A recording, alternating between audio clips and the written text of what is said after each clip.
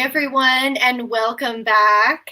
I'm Adriana Monique Alvarez with Alma Publishing, and we are continuing our conversations with the contributors of Awakening. And today I'm so excited to have Julia with us. How are you? And tell us where in the world you're joining us from. I'm great. Hello, everyone. I'm joining you from Brisbane, Australia, sunny Queensland, except it's winter here. I love it. I really liked Brisbane when we went. It was just something really, I don't know, familiar, comforting about it. So, Julia, tell us a little bit about the chapter that you wrote and why you selected this topic. Yes, I decided to write about interdimensionality. And that is because in the work I do, I'm a hypnotherapist and I also teach Qigong, which is like Tai Chi. So we work with the energies of actually nature and the universe that actually flow up through us at every moment in time, especially when we breathe and when we just allow things to come in and out. And I think that's the main difference. I'm half Chinese, half German, grew up very much in the Western thing.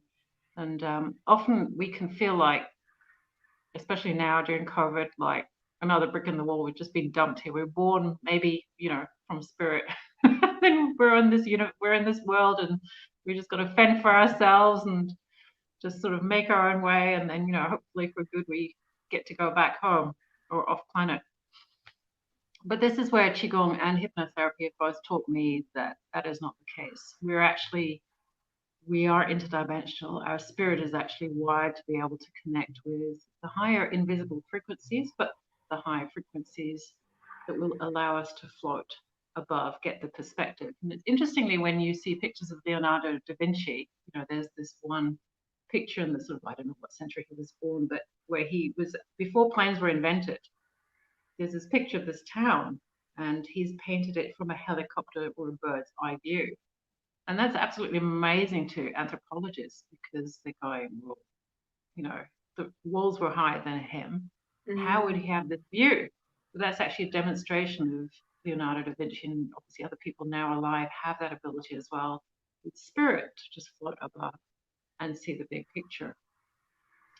So interdimensionality, that's when I started out with hypnotherapy, I was pretty much trained in the traditional way. All right, going to help people fix their addictions or dump their, anger or anxiety just by doing coaching script and just talking them into it. And the reason it does work is because you're convincing the subconscious versus the logical mind. So we already have two drives we're dealing with. The one that's talking to you and you're trying to make sense of what it's saying. But then in the background, you've got the subconscious, which is like MS-DOS. It's like just the black screen, the white programming, and it's going, okay. You can be calm in this situation. Yes, you can be calm in this situation 15 times and it will be logged in.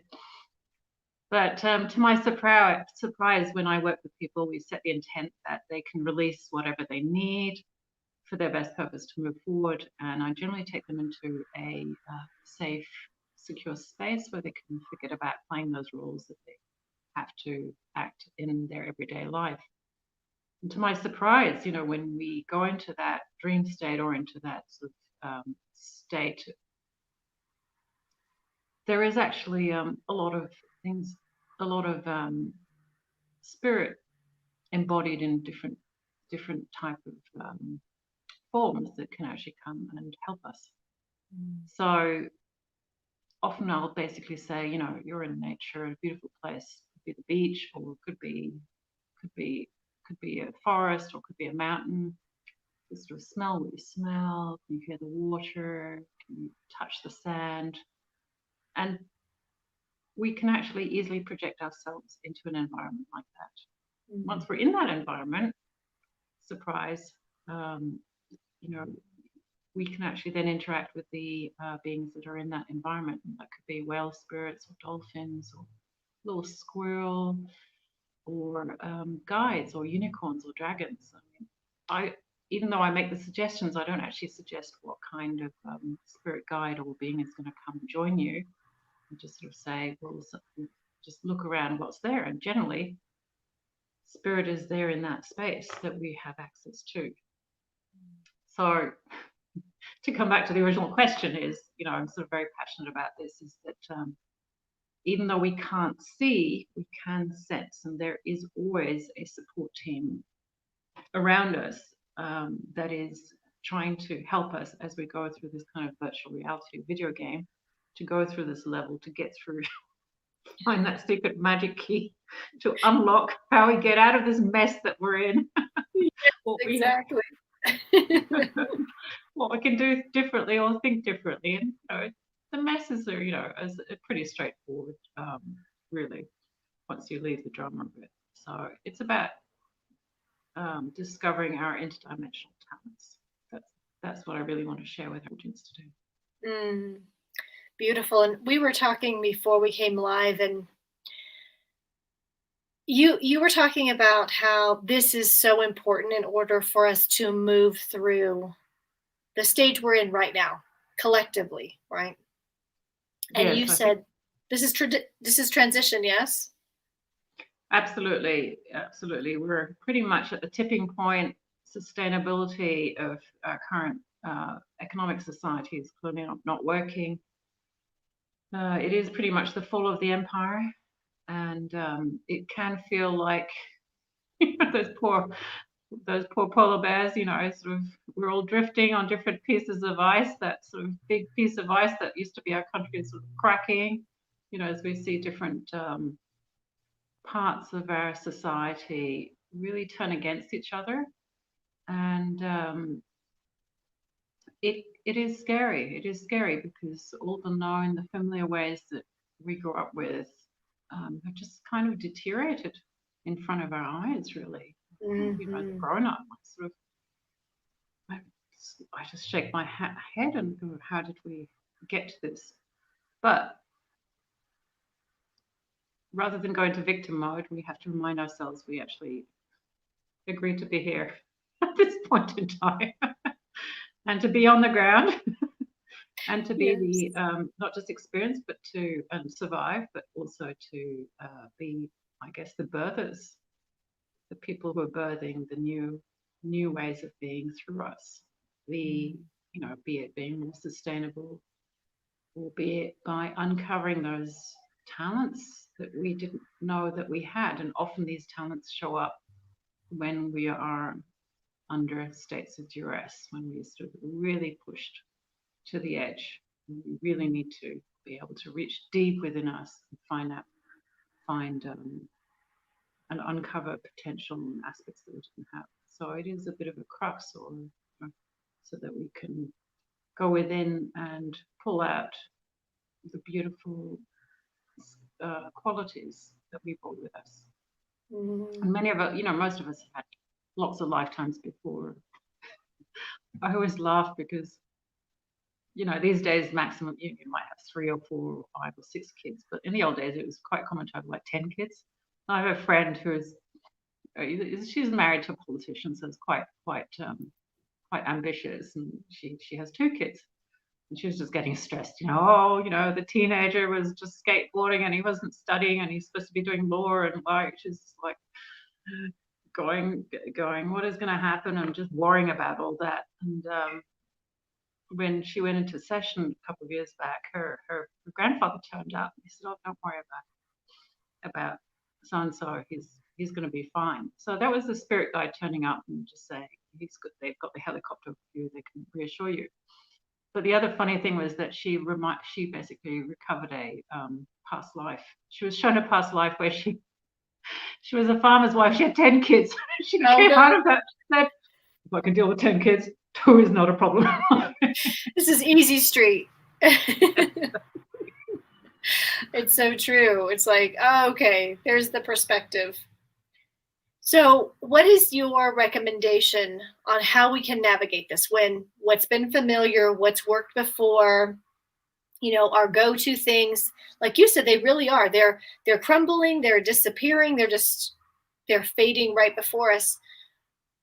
What's a practice? What's a way of looking at this?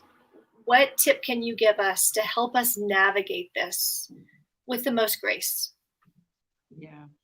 The main thing is, as Buddha said, suffering is an attachment. So resisting change, you can do that, but it's just going to cost you a lot of energy. Okay. So accepting change, embracing change, and knowing that within all change, there's an invite.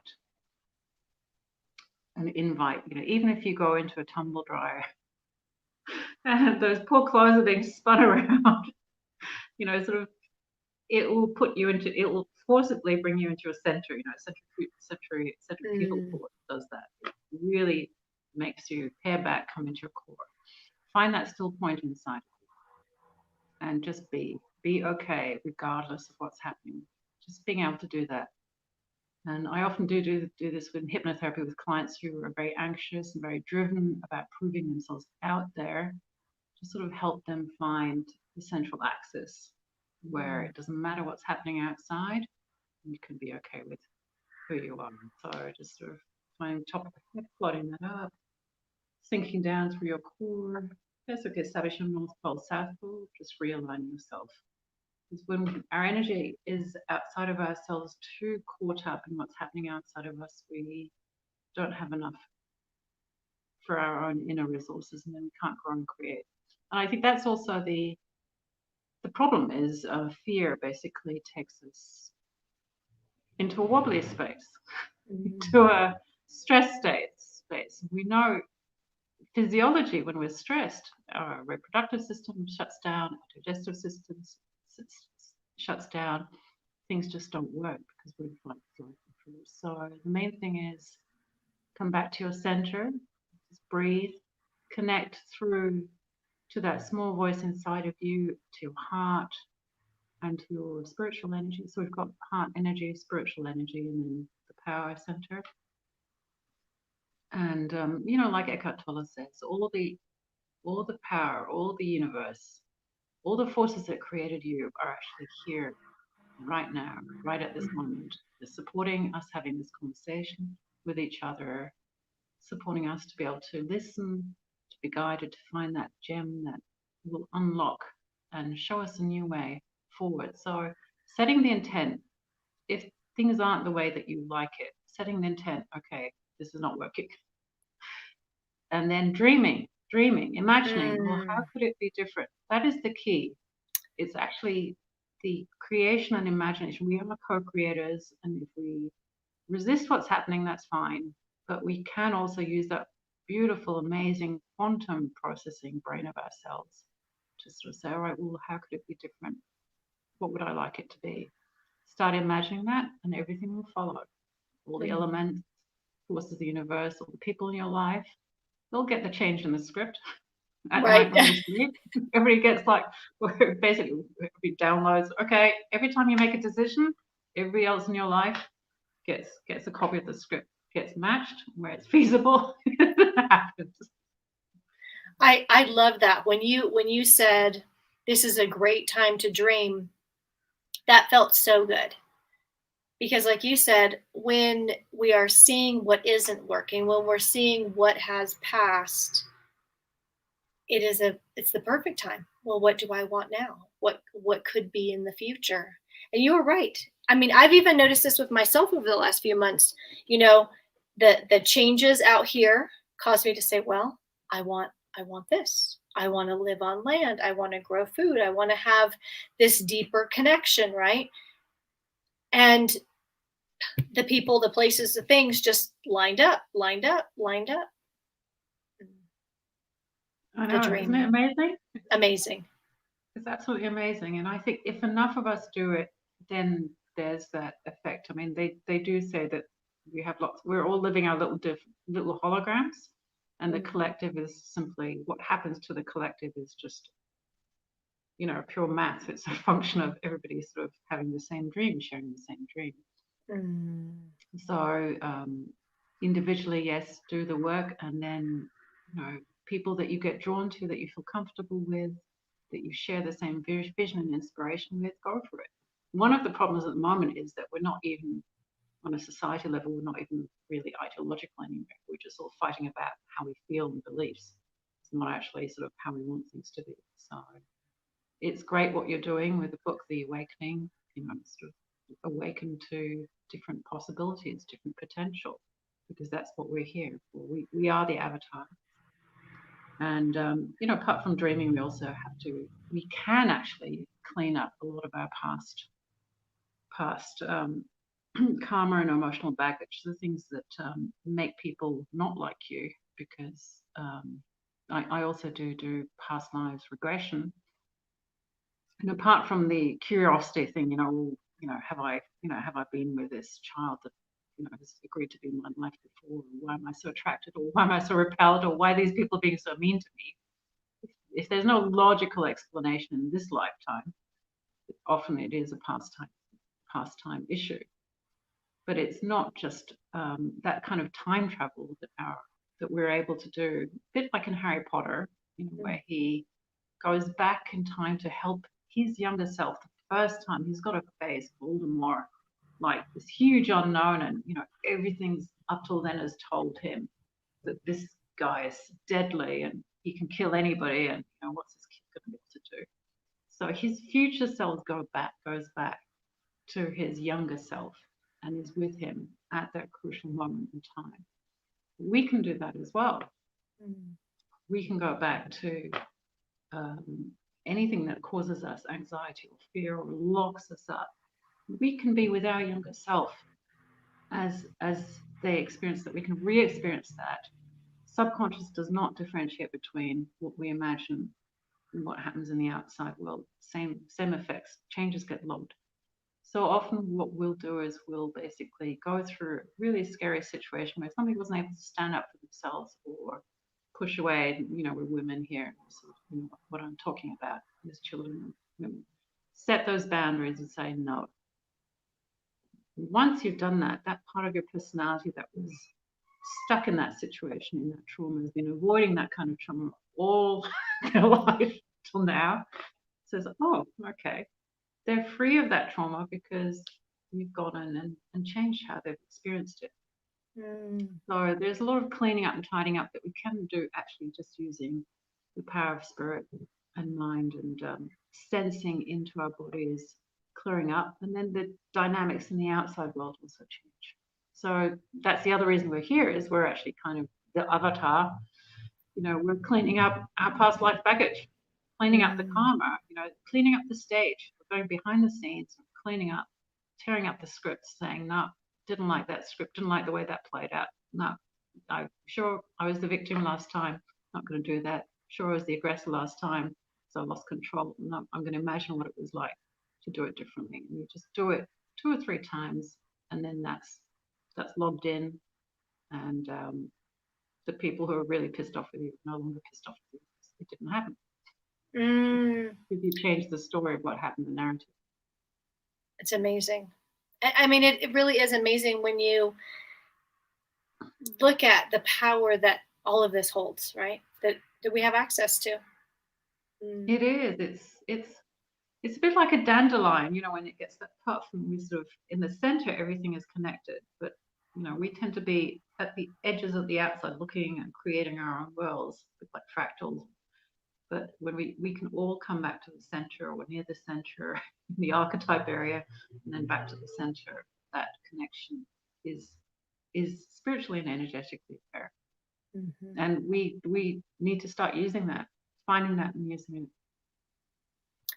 So, Julia, what does it look like when we come into that place of dreaming, of visioning what we want?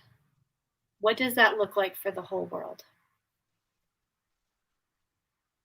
You asked look like, so it's basically a place of community and recognizing that we're all in this together, and that there actually isn't that separation between us, even though we look like different physical bodies. If I think that realization deep in our heart, and we, when you're first a parent, you see it with kids, you might be completely right about what your kid should be doing. But when it's upset and it's crying and it's really upset, there's a small part in you that goes, oh, I know I'm right and I should be this way, but it's, my child is suffering. You feel that pain. And when we all do that, when we all really are present and aware, not only of what we want, but how it's impacting the other, we just get to that place where there isn't really that physical separation, and that we're so connected that we can, even before we've said something, we can feel how the other feels. And we can make adjustments on the energetic level. And equally, when we're all in tune and when we're all feeling that thrill, that magic, that wonder, that's when the magic and miracles occur as well. So in sort of logical shorthand, it's basically moving from a place of power and hierarchy, struggle for power and being at the top of the hierarchy. We're evolving. This is the invite for us to evolve to a place of unity and love and cooperation. Wonder and awe. Yes. Well, here's to the evolution and to us coming through this transition, creating the new. We got to believe it, that we're creating something beautiful, for our children. So yeah, and I just catch myself. That's so opposite to what I was saying. I was going, what have we done? I hear you. No, this is terrible.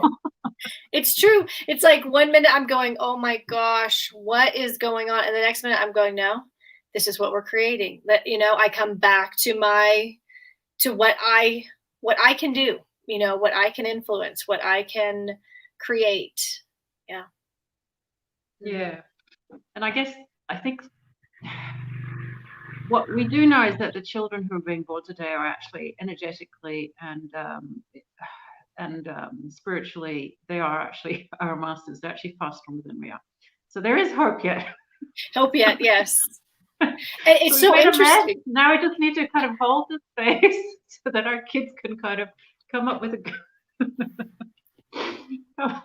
it's true. Show us, basically. Show us how it's done.